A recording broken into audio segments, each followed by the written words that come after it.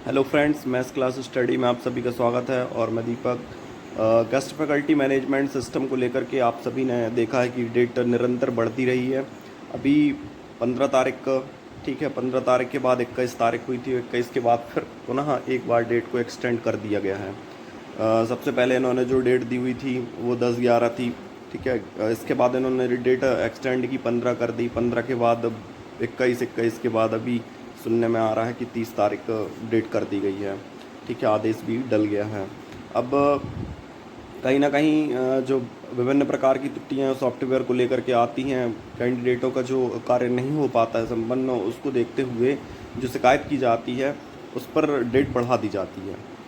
अब कार्य क्यों नहीं हो पा रहा है, ये भी एक सोचने वाली बात है, क्योंकि देखिए सॉफ्टवेयर वाला काम है, ये तो फटाफट हो जाना चाहिए। अब इतने सारे कैंडिडेट भी नहीं रह गए हैं कि जो भीड़ लगाए किसी दुकान में खड़े हैं। फिर भी इस प्रकार से यदि दिक्कत आ रही है तो फिर सोचने वाली बात है। ऐसे तो डेट बढ़ती जाएगी।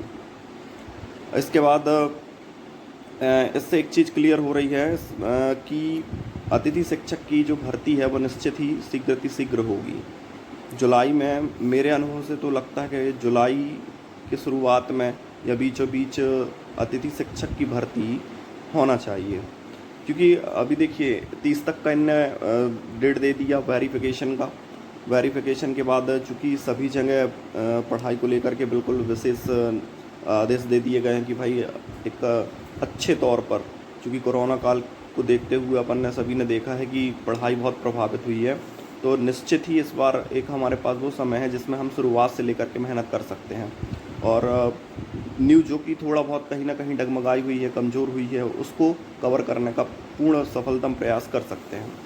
तो इस चीज़ को ध्यान में रखते हुए कहीं ना कहीं, चूँकि एक बात ध्यान रखिए, अतिथि शिक्षकों का भी विशेष महत्व है पढ़ाई की दृष्टि से, क्योंकि बहुत से ऐसे स्कूल हैं जहाँ पर वे अपनी सेवाएं देते हैं और बहुत अच्छा प्रदर्शन करते हैं।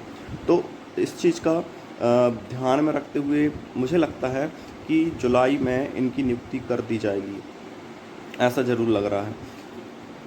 क्योंकि कई स्कूल ऐसे हैं जहाँ पर पूरी की पूरी व्यवस्थाएं, हो सकता है एकल शिक्षक हों और वहाँ पर पूरी व्यवस्थाएं अतिथि शिक्षकों पर डिपेंड हों। तो ऐसी स्थिति में वहाँ की पढ़ाई निश्चित ही प्रभावित होगी। और इस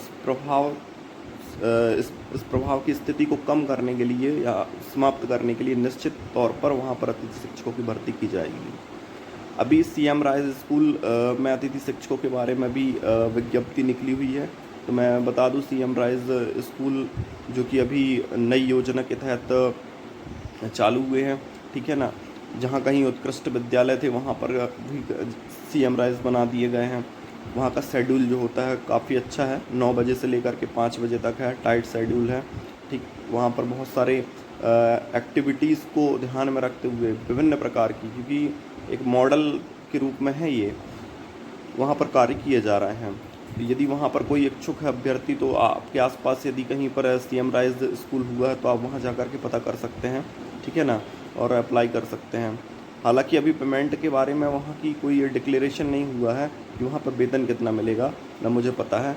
लेकिन यदि आप कहीं जाते हैं तो इस बात को ज़रूर ध्यान रखिए कि वेतन कैसा है, आपके जो वर्तमान स्कूल है वहाँ पर कैसा है और जो CM राइज हैं वहाँ पर कैसा है। हो सकता है कोई डिफरेंस ना हो मेरे अनुसार, लेकिन यदि है तो वो आपको चयन करना है कि आप कहाँ पर जॉब करना चाहते हैं, ठीक है। इसके बाद अभी इस बार जबलपुर से भी एक आदेश देखने को मिला है जिसमें ये कहा गया है कि भाई अतिथि शिक्षकों की जो भर्ती है वो पारदर्शिता के साथ कंप्लीट की जाए। उसमें किसी भी प्रकार की त्रुटि मान्य नहीं है, सीधी बात है। तो जो भी कार्य होगा निश्चित ही पारदर्शिता के साथ होगा। तो आप लोगों को बिल्कुल भी चिंता करने की आवश्यकता नहीं है। पारदर्शिता के साथ आपकी प्रक्रिया को संपन्न किया जाएगा। और वेतन के लिए भी निश्चित ही इसमें आदेश में बोला गया है कि भाई जो भी मंथ है आपका, देखिए होता क्या है, हर मंथ का अपना एक बजट होता है।